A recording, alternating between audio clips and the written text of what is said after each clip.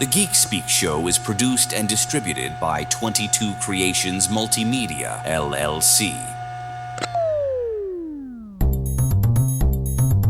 I don't have to tell you things are bad.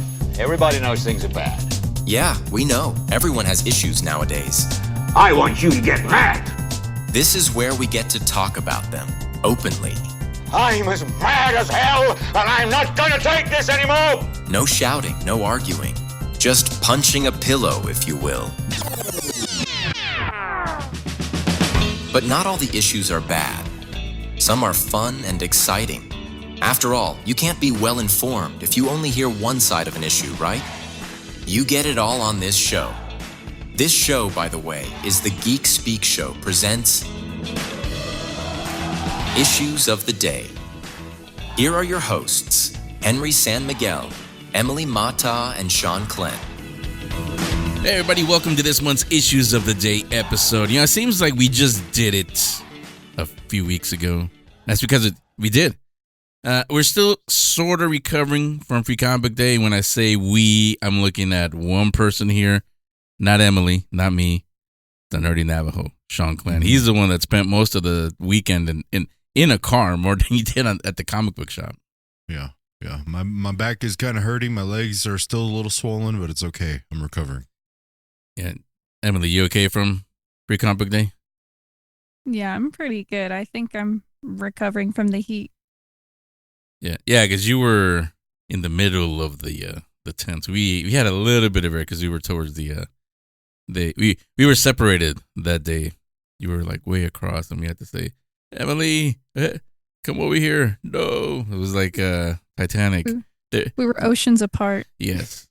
But speaking of not oceans, but let me before we start, let me take a moment because today is the actual day. Let me wish Chris Brady and the staff at Four Color Fantasies a happy 20th anniversary. Mm-hmm. If you watch the video that we put together for him, it's up on their YouTube. It's up on our YouTube. You're gonna hear me say this. In 16 years doing the Geek Speak Show, I've seen new comic book shops open and then close their doors. Sometimes 3 years. Sometimes one of them for sure. I remember those. A year, not even a year. One of them. After that, some didn't survive the lockdowns, COVID. They didn't survive that. But at the same time, in those 16 years, we've also seen some shops that celebrated 20, 25, 30 years in business. Flying Colors Comics and other cool stuff. The reason why there is a Free Comic Book Day to begin with, they're creeping up on 40 years in business. It's been tough to keep a comic book shop open in this millennium, especially with Amazon and digital comics becoming a thing. See, I haven't told you. I'll say it here in front of our friends and in front of Emily. When you said, Henry, I'm starting to collect. I think I'm a comic book collector now. I'm glad it's actual comic books, not the digital stuff. I mean, I need an excuse to get away from some, take down my screen time. And it just doesn't feel the same not having a physical copy in front of you. I thought you were about to be single. I thought you were about to say, I need time to get away from my significant other. And because she does listen to the show. It's like, you don't want to say that. We're recording this, Yeah, I love having the artwork there. And the hunt always makes it fun. Yeah. So, again, 20 years, 2 decades. We can now add Four Color Fantasies to that list of stores that have been around for more than 1 decade. So let's get to the issues. Should we flip a coin or did we decide who's going to go first? I think the Force has chosen me, as this is 2 days after May the 4th and a day after Revenge of the 5th. That is the way. This is the way. And I shall go first because I think my response and issue that I have is an issue I feel like that has been in the geek culture since the beginning of time. It actually has a name, so yes. Yes, it has a name, and I feel like all you Geek Speak Show listeners out there, I have a goal for everybody for 2027. If you can spread this message out there into the world, I want to fund a campaign with no money, but with just word of mouth, of just saying, we need to get rid of How do you fund something if there's no funds? imaginary funds. It's just like crypto, but spiritual words and knowledge I'm about to bestow upon the people. Are these like the imaginary friends you used to have when you were younger? Yeah. It's monopoly money, pretty much, is what I'm giving out to people. So, excuse me. The issue that I bring forth today to the Geek Speak Show table is bad smell. I've been to Comic-Con. I've been to comic book shops. I've been to Warhammer 40K stores. I've been to a lot of places where tournaments, cosplayers, and geek fandom run rampant. Wait, you can now add, you've been to Frankensons. I've been to Frankensons now, yes. It was actually, the Frankensons didn't have this problem. I didn't get any bad whiffs or nothing like that over there. Good ventilation. I'm talking about the hardcore tournament goers. Because multiple times I've gone into comic book shops and there's tournaments going on. And boy, when I opened that door, did that smell fucking hit me in the face so hard that I'm just like, I need to hurry up and get what I need to get inside this shop and fucking leave and dip. And it's something I feel like we can change, everybody in the Geek Speak Show audience. 2027, please go to Walmart, get one of those tiny little deodorants, a little spray, something that smells good, because it's going to get hot in those places, especially with a lot of bodies. Have it with you, because didn't Four Colors have something like that? Emily, correct me if I'm wrong. Yeah, the Doctor's Squatch bars that they have. Yes. Wait, Shanklan. So you're saying that you are going to teach them not only how to spiritually cleanse, but also how to physically cleanse themselves? There's no greater demon out there than something that smells. Yeah, I'll fight a demon that smells good any day, but a demon that smells nasty and funky. Ugh, no, I don't You want do to. know we are recording this. Yeah. You just gave me a meme, a soundbite, all kinds of. You're gonna hear that all October. I do not want that. Okay, but I feel like I know you guys have experience. It's not even a question. Like, have you guys I experienced? thought you were about to tell us. I know you two stink. I thought we were friends.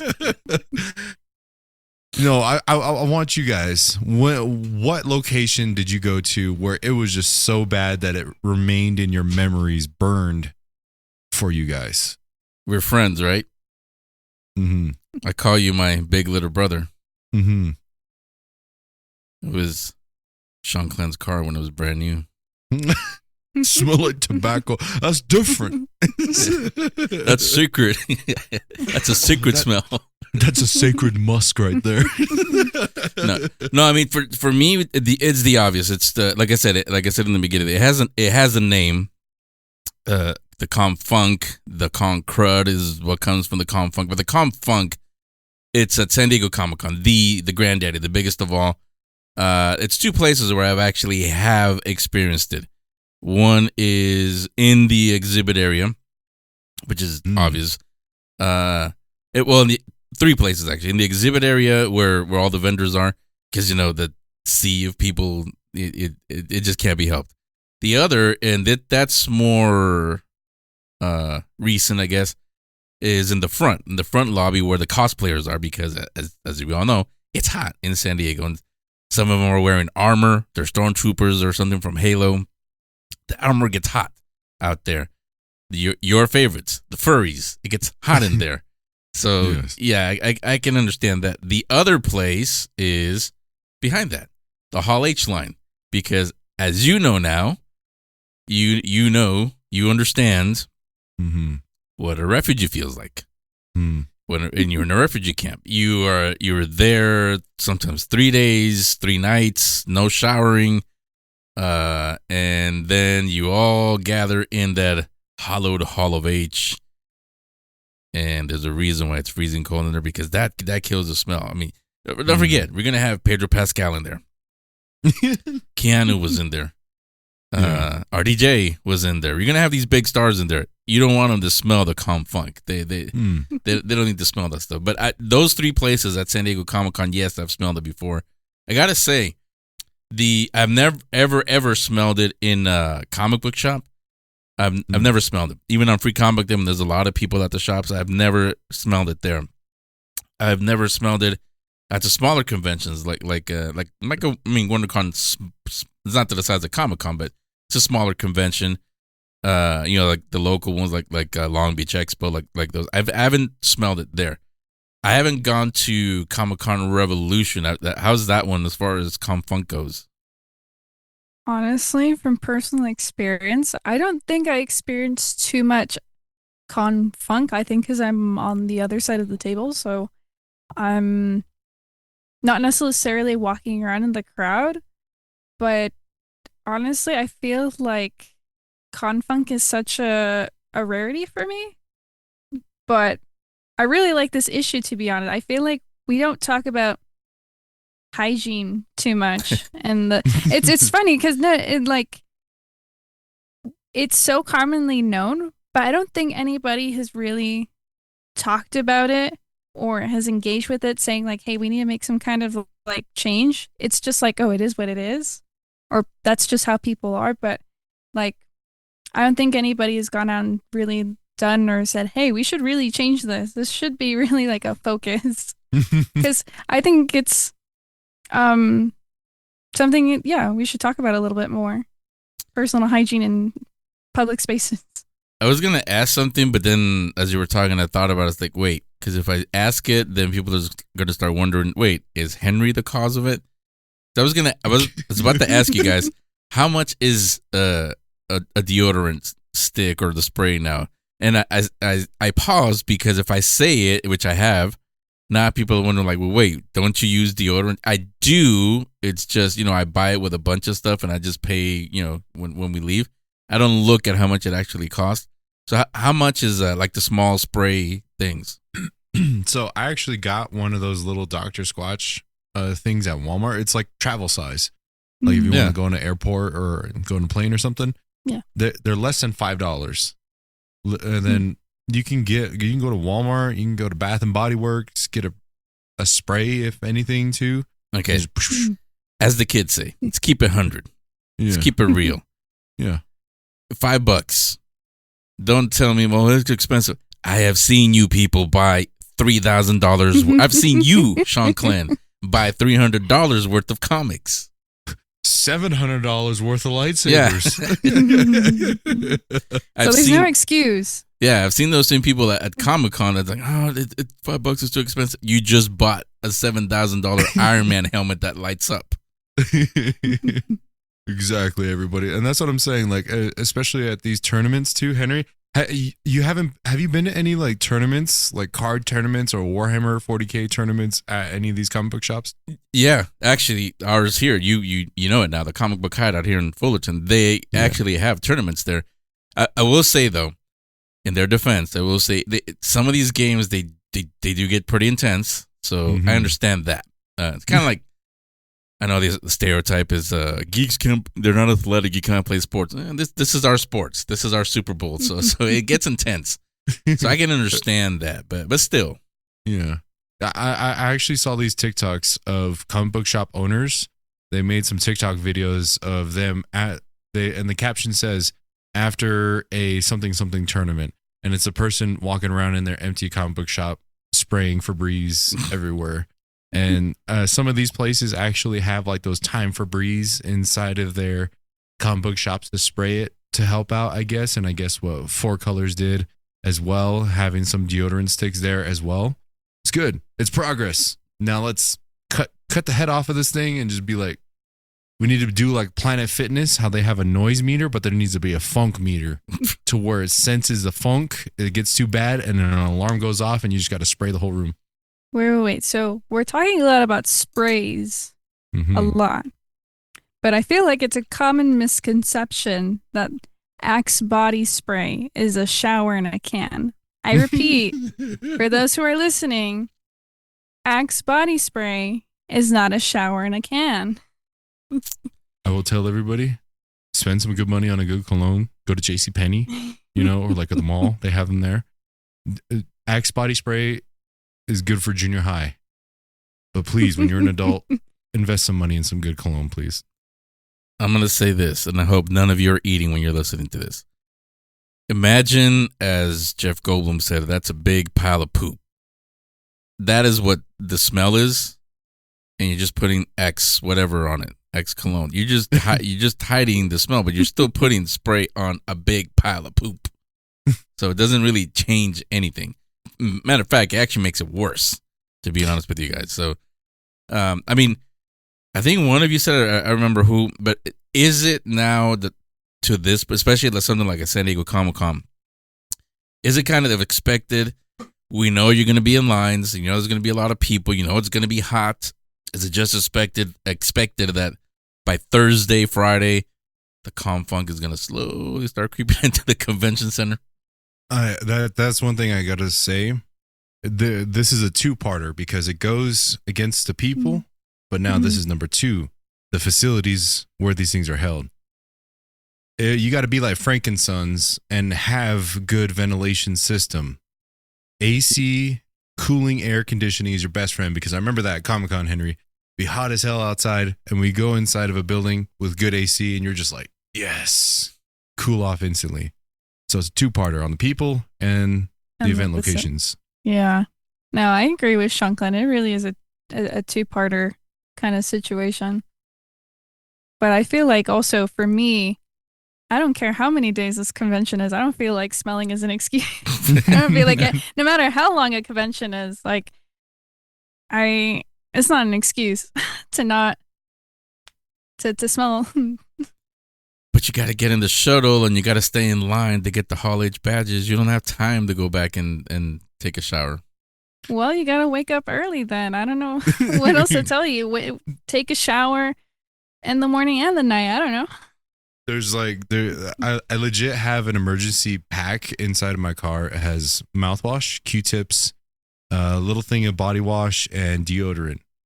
And so just something like that. Carry that around if you're going to be gone for a while. And Shankland, that right there, perfect. That is, I applaud you because that's yes. Let me go back 16 years ago. Damien, our old producer, let me X you this, as he used to say. And no, not talking about X body spray, but let me ask you this. And no, I don't have Alzheimer's. What did we do when we stayed? When you saw RDJ and the whole Marvel panel? What? Because we didn't go back to the hotel. How did we stay clean? I don't even remember. We did. See, that's how tired you were, Henry, is because we took shifts in the Hall H line. Me, Isaac, and Christopher, or it was me and Isaac went back to the hotel and we showered. And then while you guys waited in the Hall H line, because you remember as we were leaving, they relocated the starting point of the Hall H line. Yeah, it's coming back now. Yeah, and then so we went to go shower, and then we came back. Then you guys left, and you guys came made back. You guys sweat again. And then you guys came back in the early morning, but it was nice and cool at night. We were outside, had some good air and stuff, slept. It's pretty chilly the next morning, but yeah, so we took shifts. Like, people, you got to have that level of dedication for hygiene, everybody. As the Geek Speak Show crew can do it all came back suddenly because now, I do remember we were all sleeping really good until Marcus was being looked for. Where's Marcus? There was some lady that, I don't know, where just came out and started screaming, "Where's Marcus? Marcus, where are you?" Marcus, answer already. We were trying to sleep. Trying to sleep, man, and started an argument over here. It was some homeless lady. She was just yelling out Marcus, and maybe that's her imaginary friend. I don't know. Yeah. But yeah, I had forgotten. But yeah, you're right. We did take shifts. I do remember now. Mm-hmm. But that's my issue for today. Please, everybody, invest in. Go to Walmart, get those small travel scented stuff, and everybody in the world will thank you. Wahoo. Yeah. See, and if you're one of those that are listening to this segment and you're saying, "Shankland, that's mean of you to say," well, then he's talking to you. The issues of the day will continue in a moment.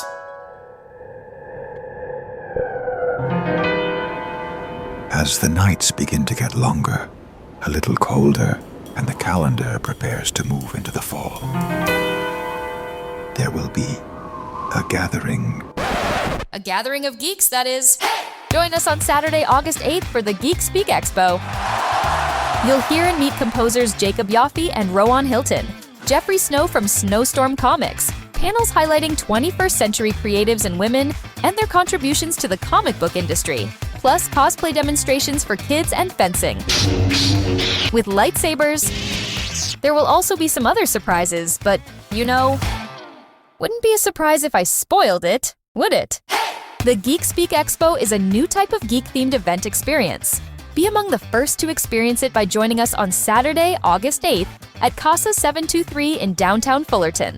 This is an all-ages event and kids under 12 are free. Get your tickets today through Eventbrite or by visiting thegeekspeakshow.com. Now back to the issues of the day. All right, and we are back. We all went shopping. We've got our deodorant and Axe body sprays and all kind of sprays. We are nice and fresh in here. And now, Emily, what is your issue for this week? Alrighty, my issue is there too much nostalgia in the geek culture with He-Man getting a new movie next month, as well as the Mortal Kombat movie coming out soon? Is every classic movie bringing back into the spotlight? So are we just revisiting the past, or are these revivals bringing something fresh? So I'm kind of curious what you guys think about that. You have something, Sean Glenn? Because I have a lot actually on this one. Go for it. Wait, he's dying.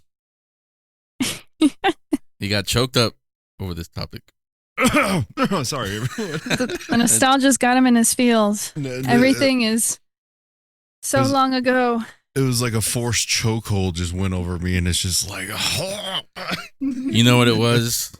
It was like 1,000 nerds who don't have deodorants reached out and said, "No, you're talking about us." Once he cannot speak anymore. They find your lack of hygiene disturbing. Honestly, it's a mixed baggage because it just depends on what you do with it and how it comes about. Because I think one thing that's pretty cool is finding a reason to bond and bridge older generations and new ones together. Because I know me and my uncle did that a lot. He was into Spawn comic books. He was really into Mortal Kombat, everything like that. And then he would show me the old Mortal Kombat movies. Movies don't kill me, everybody. This is two things I want to say that's very controversial. It's a good movie, but the quality kind of sucks compared to what we have today. It was probably great back then, but if you watch an older movie that doesn't have a good story and compare it to today's stuff, I guess it's kind of hard to get into. But wait, see that right there is exactly what I mean when I tell people. Since we met, I've always seen you as an elder because of the way you care. But every now and then you do or you say something that reminds me, oh yeah, he's still a baby. That was a perfect example right there. Exactly. Because imagine there's a new reboot. Put the two qualities together, okay? The budget is definitely there for the new ones, for sure. I'm talking about Mortal Kombat 2. Compare that to the old one, that's probably the same quality. They saw it in the same eyes back then. And I guess it's pretty cool. It's pretty interesting. What you think about it, Henry? Again, not playing the age game here, but you got to remember when the first Mortal Kombat came out, number one, we'd never really seen any kind of adaptation. We've played these video games. We all own these video games at home. We play them in the arcades.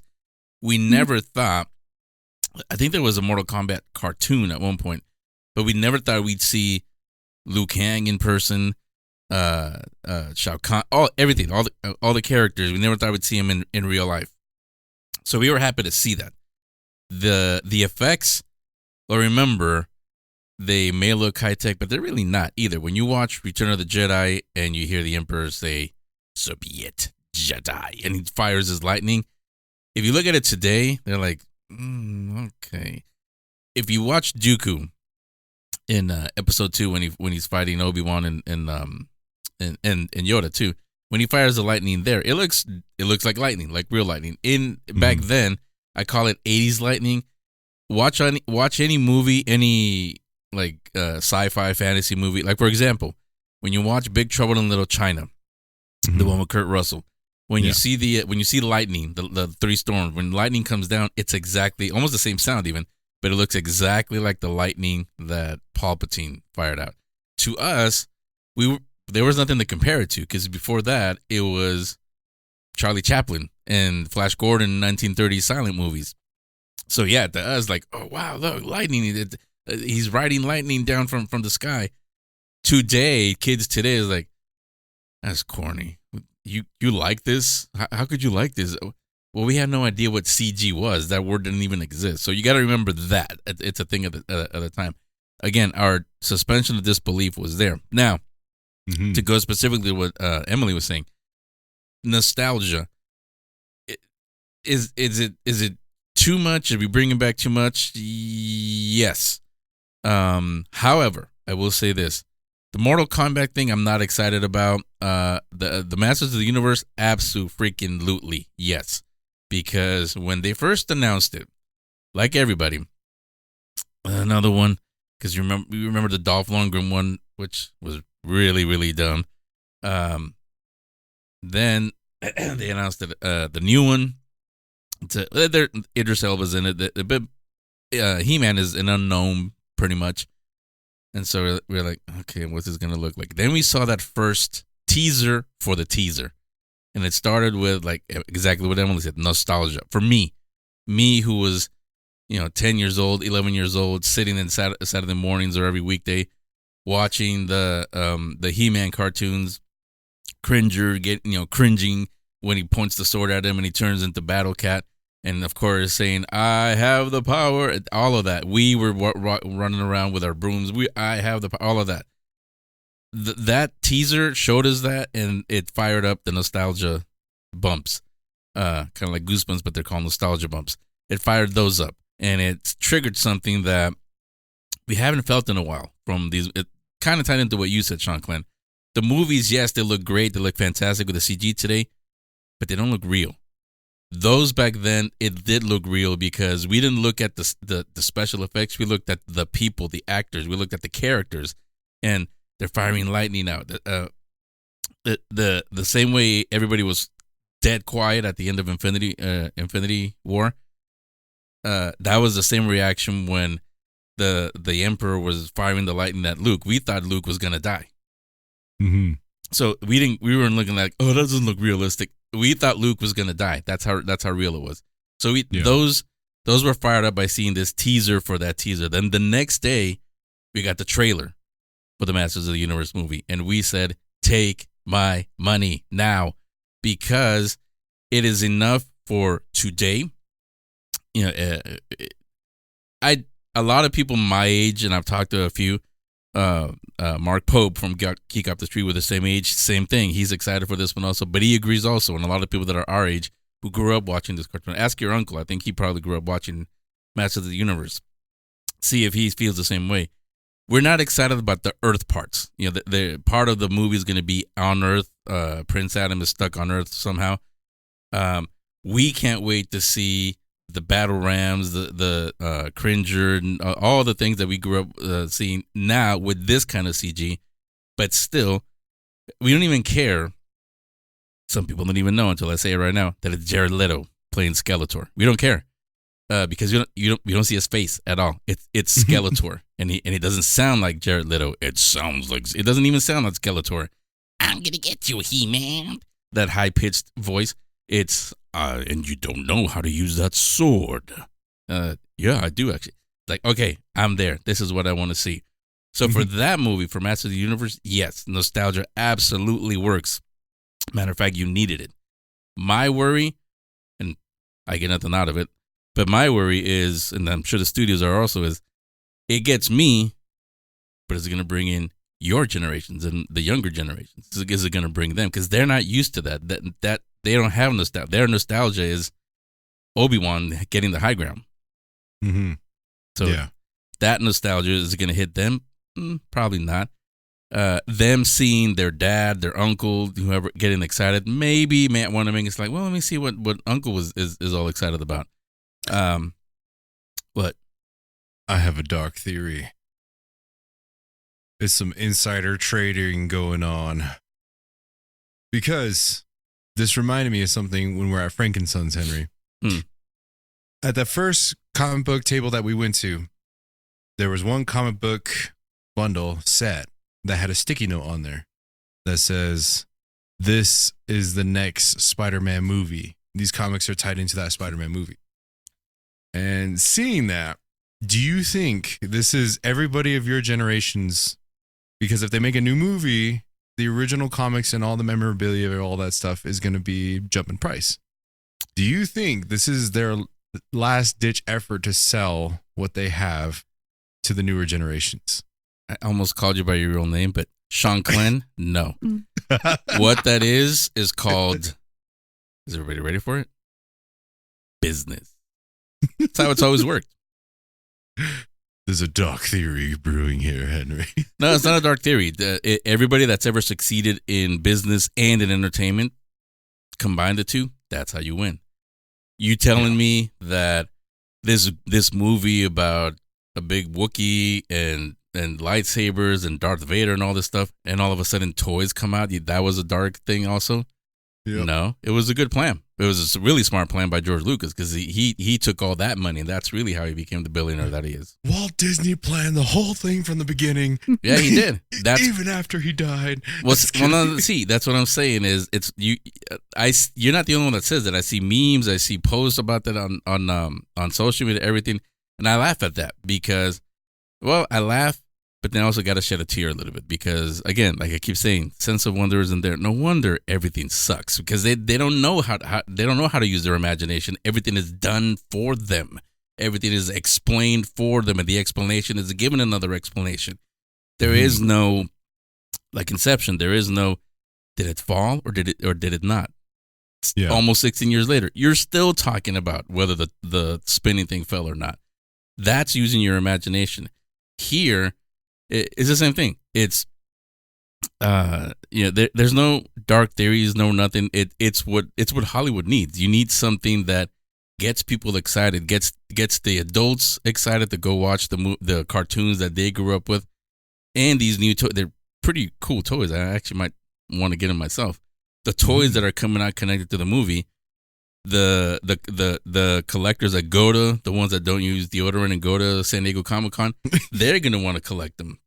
Yeah. Forget deodorant. I'm spending my money on this He-Man doll that what do you call it? That is tied into the movie. So there is that. Now, sticking with what Emily said, nostalgia. Nostalgia also doesn't work, I don't think at least, with the Miami Vice thing. Even though it's gonna have Michael B. Jordan, Austin Butler, two big stars. I don't think that's going to work because I'll tell you this, and this is the truth. And those of you that are my age, you know it to be true. No one cared about Miami Vice as much as they think they did back then. So I don't think anybody's going to care now. There are a lot of things that get rebooted, that get redone, that my generation who grew up watching this stuff, we ask, who the hell asked for this? Nobody asked for it the first time it came out. Who's asking for it now? And certainly not our generation. What? Is Miami Vice like CSI? No. Oh. I'll have to do some research. Miami, well, if I tell you what it was, the original show when it came out, if I tell you what it was, you're going to think it's another dark theory. Because what Miami Vice did is it introduced fluorescent clothing. The neon clothing, the neon, like the font that you see in Stranger Things. It didn't come from Stranger Things. It actually came from Miami Vice. And it also introduced taught James Gunn how to do Guardians. It tied in music to go along with the episodes. So every artist wanted to feature their songs on Miami Vice. So that's where you heard, that song that for whatever reason is tied into every sports, Something in the Air. That's from Miami Vice. That's where it first premiered. It brought color to a generation. That generation had color. We had color. Fluorescent color. Yeah, no, but that's what Miami Vice was. Miami Vice got him. No. He was so over it from what you just said that it froze him and it shut down his whole system. You know, now I'm thinking there might be something to your dark theory. I better shut up before the whole thing crashes. Before, out of nowhere, it is all mysteriously I was deleted. hearing a weird beep, so I don't know what that means. No, but seriously, I mean, going back to again, the nostalgia, yes, sometimes it works. Most of the times it does not. I will say this: the heads of studios, the ones that greenlight, the ones that control the money, the ones that greenlight these projects, they have no clue.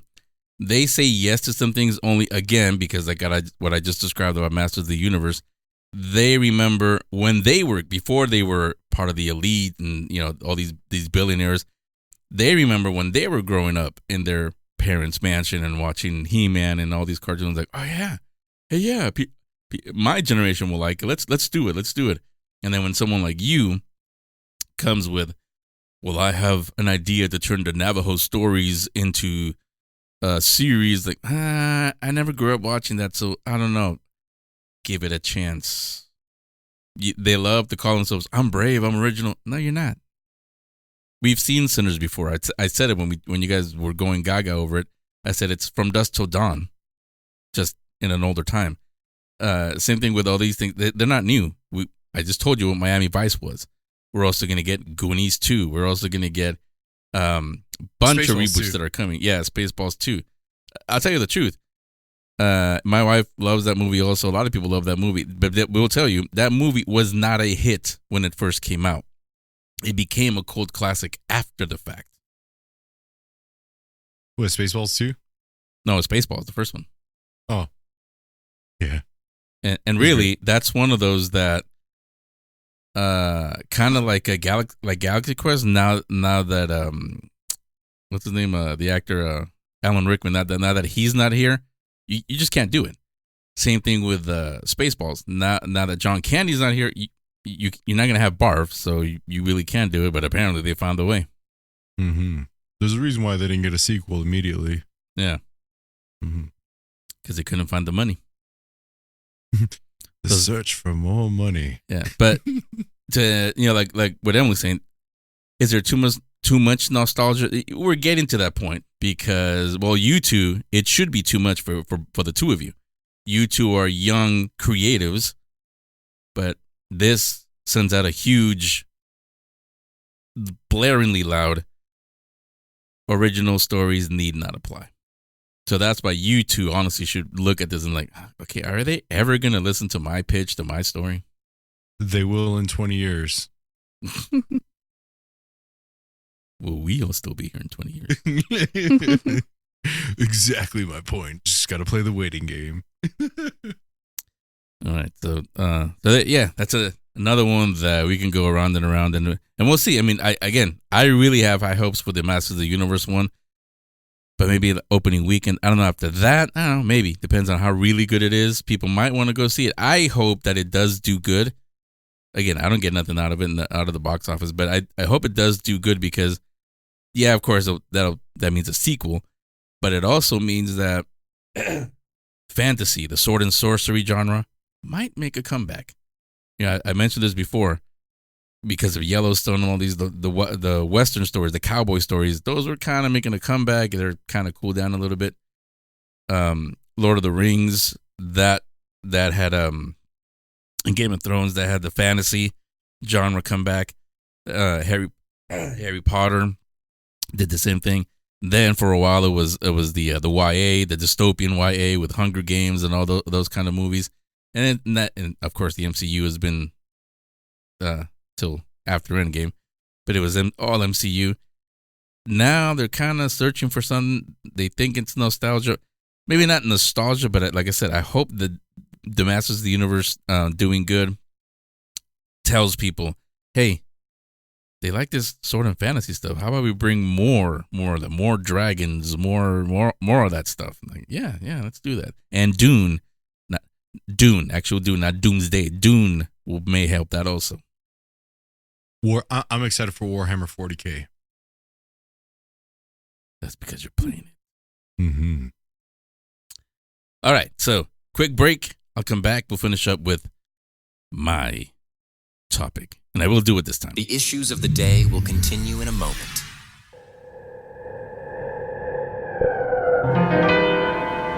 As the nights begin to get longer, a little colder, and the calendar prepares to move into the fall, there will be a gathering. A gathering of geeks, that is. Join us on Saturday, August 8th for the Geek Speak Expo. You'll hear and meet composers Jacob Yaffe and Rowan Hilton, Jeffrey Snow from Snowstorm Comics, panels highlighting 21st century creatives and women and their contributions to the comic book industry, plus cosplay demonstrations for kids and fencing. With lightsabers, there will also be some other surprises, but, wouldn't be a surprise if I spoiled it, would it? The Geek Speak Expo is a new type of geek-themed event experience. Be among the first to experience it by joining us on Saturday, August 8th at Casa 723 in downtown Fullerton. This is an all-ages event and kids under 12 are free. Get your tickets today through Eventbrite or by visiting thegeekspeakshow.com. Now back to the issues of the day. One more thing, one last thing, I shall say. 2026 seems to be turning into the year of discontent, at least with all of you when it comes to enjoying conventions of all things. It started slowly, kind of quietly, with during and after WonderCon Anaheim this year. And then the floodgates just opened up after that. Picture after picture, videos at conventions of empty tables, empty convention centers, empty everything. The artists that are signing there, the voiceover actors that go to sign there, leaving before the convention is over. And it leaves us asking, what the hell? What is going on? I have a few theories before I throw them out, because we talked about this on our own in private, so here's a chance for you to say it publicly. Say your say, the two of you, and then I'll give you my theories, see what you think of those. Why all of a sudden people seem to not be happy with conventions anymore. I feel like that's a loaded question. I feel like there's so many factors. What's your take on this, Shankland? I'm curious, because I'm kind of like trying to compile a list. Well, wait. Before you two really think. Remember I said, go ahead and name names. This isn't going to get you banned from conventions, so go ahead and name names. I'm just upset because I fucking just got into this and everyone's leaving. What the fuck? Is it me? Is everyone scared of me, Henry? Is that why everyone's leaving? Remember your first topic? No. Go with that. Confunk. The environment of people? Now tie it into, is it just me? Put them together and you get... It is me. Not everybody likes the smell of tobacco, you know. I honestly, I don't know, because I feel like COVID does still have a big factor on that, because I remember you telling me that before COVID, Comic-Con used to be pretty crazy and gnarly. Yeah. And then after COVID, it's just like people just slowly stop coming. Yeah. Because I remember that first WonderCon that I went to, WonderCon was magical. It was crazy. They had Bandai over there. They had Funko. They had all these other crazy things over there. They had all sorts of actors. We actually got to see a pretty good lineup over there of people. And just kind of throughout the years, slowly, one by one, they stopped coming. And the reason why, I have no idea. Henry, was this inspired by the conversation we had the other day? Because I feel like that's the same feeling that I have with, similar to you, Shankland. It's just,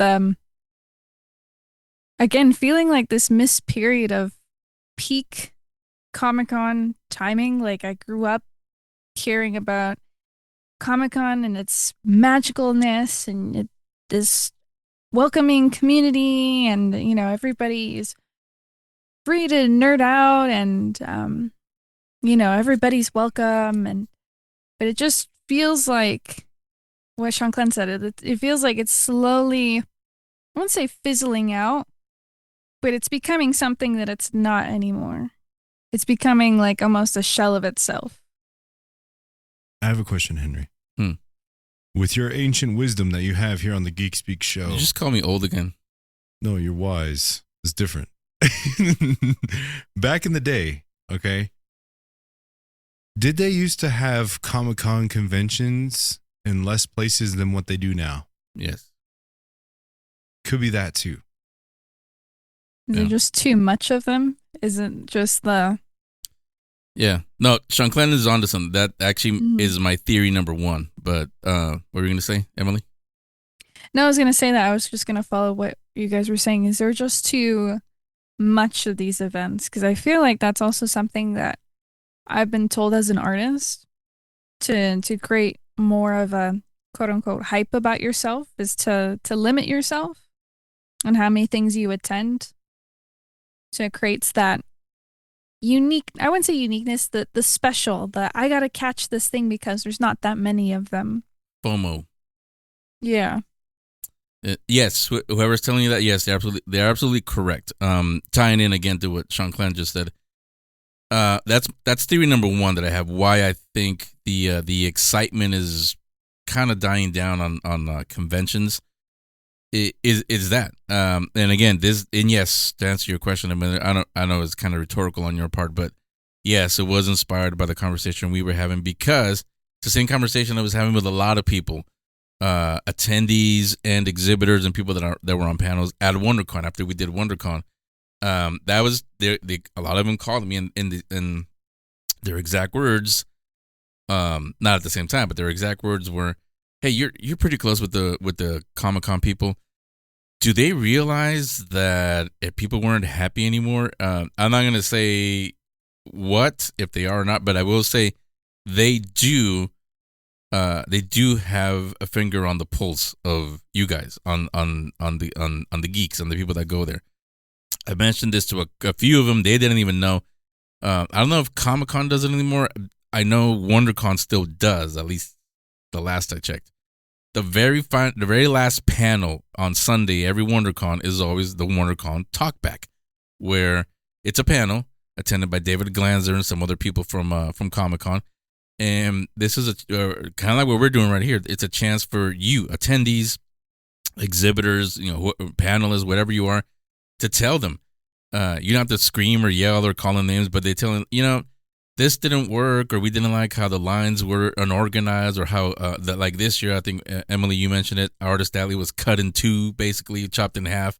Another half, continued on the other side of the convention center. A lot of people didn't know that, so they tell them that, and they do make notes and they fix it if they can for the following year. So there's a lot of that. I don't know what. Yes, we are friends, but I'm not privy to whatever plans they have. But I do know, having attended even before the Geek Speak show and now as part of the Geek Speak show, they do listen and they do make changes. So I suspect they're very well aware that a lot of people were not happy with the way WonderCon happened this year, and that you will see some changes. I don't know what, but you will see some changes at next year's WonderCon Anaheim. Now, the theory number one, let me go with that, is exactly that. Because if you remember, at WonderCon weekend, MegaCon in Orlando was happening. Was it C2E2 or the one in Seattle? What's it called? The Emerald City. One of those two. I think it was C2E2. They were happening at the same time. The one in Chicago, and one of them had the Defenders up on stage, and the other one had I think it was MegaCon, or one of them had the Lord of the Rings cast on stage, and some other celebrities and big panels for this and this video game and all of that. WonderCon didn't have that this year. All they had was that called the Apple TV series, For All Mankind. That's all they had. They nothing else. And yes, you and I talked about it, Emily. That does bring in people to the convention. It gives them, thanks to San Diego Comic-Con, people just assume, kind of like we were talking earlier, people just assume that when you go in there, you're going to get the com-funk at some point. People just assume that when you go to a comic convention, it's not just comic book, it's not just artists. They expect Hollywood panels. If it doesn't have it, this wasn't that good. They didn't have any panels. There were no actors there. So that has a little bit to do with it. The fact that WonderCon hasn't had the huge panels like this in quite a while. It used to be a mini Comic-Con. It's gone away from that ever since COVID. After COVID, it hasn't been the same anymore. The theory number 2 is more of a human thing, not a convention or a geek thing. And I've said this before. As humans, they're all, no matter what it is, music, food, anything, there is such a thing as too much of a good thing. Like you two just said, you don't feel it's fair because Sean Clan is just getting into it. Emily says, I feel like I missed out on this thing. Yeah, kind of. I would say the beginning of the Geek Speak show, 2010 through about maybe 2016, maybe 17. That was peak WonderCon, Comic-Con, any convention, because there weren't a lot, but any convention, yes, they were great. They were magical. The way you described it, Sean Clint, they were magical because you knew there were panels. You knew you were going to run into Stan Lee or Kevin Smith or somebody. You're in the bathroom, you're in an elevator, and you turn around like, it's RDJ or it's Chris Hemsworth or it's somebody. That has been going away now. A lot of the actors, they just don't want to go because they get tired of it also. So the theory number 2, why this is, like everything else, I've talked about that pendulum that David Glanzer talks about. Everything has a pendulum. It has its high point, and then eventually it does come down, but then it goes up again. That's what a pendulum does. I think you two came in on the downswing, and it's very obvious when that happened. It was after Endgame when Tony Stark said, and I am Iron Man. That was actually the swinging down of the pendulum, and it's been going down since. So you're experiencing the down part of it right now. It's funny because like that's a story of my generation. It's like, oh, you just missed it. Oh, the cheap housing prices, you just missed it. Oh, cryptocurrency, oh, you just missed it. Like right after you get out of high school, you have no money. Comic-Con and all those things aren't fun no more. Like, oh man, come on. I will say this though. That's funny. Earlier, I was joking when you said you're calling me old again, but you said no, you're just wiser. It's different. I will say something that my wisdom brings, my old age brings. Something that I've seen these pendulum swings many, many times at this point in my life. Mm-hmm. There's something that David Glanzer actually didn't say when he talked about this pendulum. I have seen many, many times in my lifetime when the pendulum does come back up, like for example, Westerns came up for a little bit with Yellowstone and those kind of shows again. Now, like I say, I'm hoping the sword and sorcery and fantasy genre comes back up again with this Masters of the Universe movie. When it does make a comeback, it's not a clone. It actually comes back better than it was before because they understand it's a new generation. And and even with the tying back to what Emily said a minute ago in the last segment, the nostalgia, yes, it's there, but you still also have to have a little bit of newness to it. It can't, like for example, Miami Vice, you weren't going to bring out Don Johnson. I think he's almost 80, I think, at this point. So it wouldn't look the same, your grandpa in the what were they driving, the Ferrari or whatever car that was. Like, okay, it's an old guy in a Ferrari. What's so great about that? But no, it's Michael B. Jordan. He's now an Oscar winner. Austin Butler. Everybody knows these guys. And it's Ryan Coogler, completely, new generation director. So there's a nostalgia, but there's also a new about it. And from that comes new things, a new type of Miami Vice. What I'm hoping, and I keep hearing rumblings that it will come, I want Knight Rider. See, whoever does that, they need to understand no one's asking for Miami Vice. We're all asking for Knight Rider. We've been asking for Knight Rider for a long time. So do that one and you will hit gold. I'm telling you. It's recorded. You can thank me for that.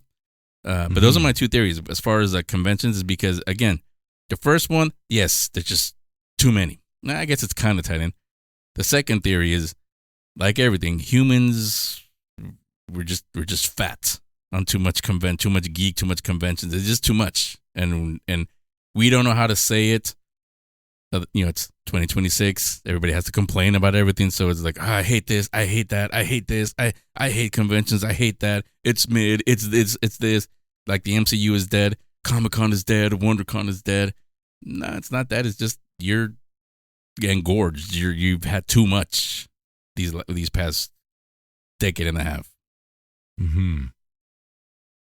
I believe it.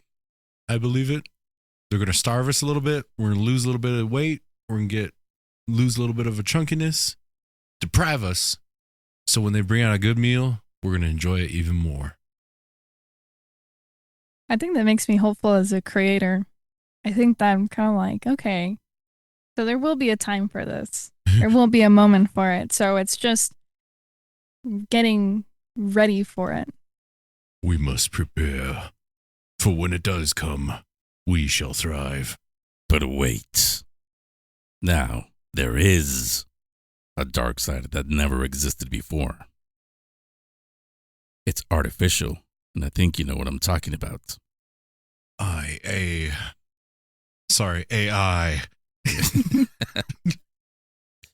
Yes.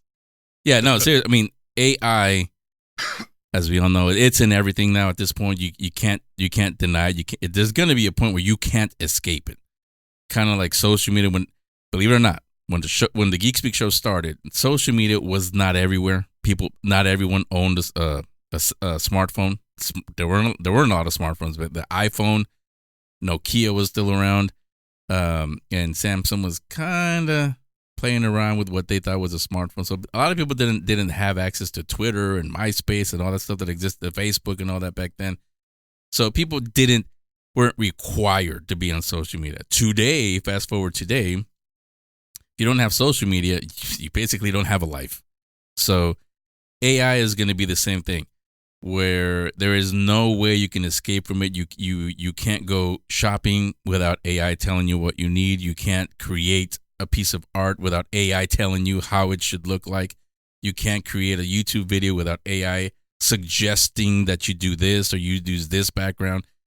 We're getting to that point, and whenever this pendulum swings back up again, that's going to add a whole new wrinkle that never in human history we have ever had to deal with before. I'm waiting for Terminator. It's going to happen, Henry. Well, you have seen Terminator, right? Mm-hmm. Because you're not the only one. A lot of people say, like, I've seen Terminator. Well, then you do know that we're the first generation that experiences AI. We're going to have to die. John Connor isn't in our generation. He doesn't come to like 3 generations later. Yeah, I'm ready. Like, I'll take out like maybe 1 or 2, but I know I'm going to get my back like broken. Some big old machine's going to step on me or something like that. He's going to make me small. It's going to happen. I know I don't have a choice, but I'm gonna play some Iron Maiden while I go out there in the battlefield and do my best. That's all I can do is just do my best. Iron Maiden. Hey, that's cool. Mm-hmm. Yeah, you got that. Yeah, no, but seriously, that's whenever this pendulum does swing back up, yeah, you guys will experience it at a peak. But that's honestly my fear, and a lot of older creatives, I'll say, that's their fear also, because we've never seen anything like AI. A version of AI has always been there, even before computers. You know, pens, any tool that you use to write, typewriters, computers now, that's AI. It's artificial intelligence. It's intelligent, quote unquote, but it's artificial. It's not real. It's programmed by us. Quantum, it is going to be so fast that it is predictive, that it's going to seem that it is alive. But it's like you said, it's going to be magical, and there's going to be some dumb people that are going to sit there and like, this is amazing. I'm going to have AI tell me who my soulmate is. You figure it out. AI isn't going to tell you. You figure it out. But that's where we're going. That's what I'm saying. That's a wrinkle that has never been around that you two are going to have to deal with as creatives. I think the only way to beat it is putting regulations on AI. That's the only thing I can think of. But now AI is going to become profitable to these main companies. And that's another dark path that we'll probably get into later. Okay, no, we won't, because then we won't be here if we do. But I will say this. We're going to wrap up with this. that very topic actually is going to be discussed, not by AI, by humans, at our event at the Geek Speak Expo. And it's at the one that you wouldn't think is gonna talk about AI. There's one panel that's called this. I call it the Sound of Movies. It's two composers, Jacob Yaffe, Ron Hilton. They have composed music for RDJ. Speaking of, when he did a documentary called The Age of AI, it's on YouTube. They did the music for that. They did the music for Free Meek on Amazon. They did the music for some animes. They've done music for Kevin Hart, for LeBron James. Big productions. They did the music for the Wonder Years, the reboot that was on. Speaking of the reboot that was on ABC, also for Bel Air on Peacock. They've done all that, so they know how to work with Hollywood music. Is what I'm saying. They really understand AI, and especially in the music industry, it's already creeping in a big way. They'll talk about that, and if there's somebody who is thinking, hey, that'd be cool. I want to compose music for the new Star Wars or the new Marvel movie, whatever, or the new show. Hope is not lost. They're going to show you. They're going to explain how you still can, not avoiding it, like you guys were saying, not avoiding AI, but keeping it as a tool. Not as the main thing, but as a tool. When it's a tool, it's okay. You don't want the broom to suddenly run your life. You want it to remain the tool that it is. Same thing with AI. So as long as we keep treating it that way, we'll be okay. But the moment we start letting ourselves be slaves, forget Terminator, go watch The Matrix. That one will be more closer to what it's actually going to be. But that is in August 8th, 2026, Saturday, August 8th, as a matter of fact. We're all going to be there. Yes. Breaking news. Free Comic Book Day inspired Sean Clan to say, you know what, Henry? You can count on me. I'm going to be here. I don't care if I have red eyes because I'm going to be driving all night. I will be there for the Geek Speak Expo. So all three of us will be at the Geek Speak Expo now. I'm going to have my own exhibitor table just to show how swollen my legs are from the drive. Yeah, because he'll be sleeping on it. He'll be using it as a bed.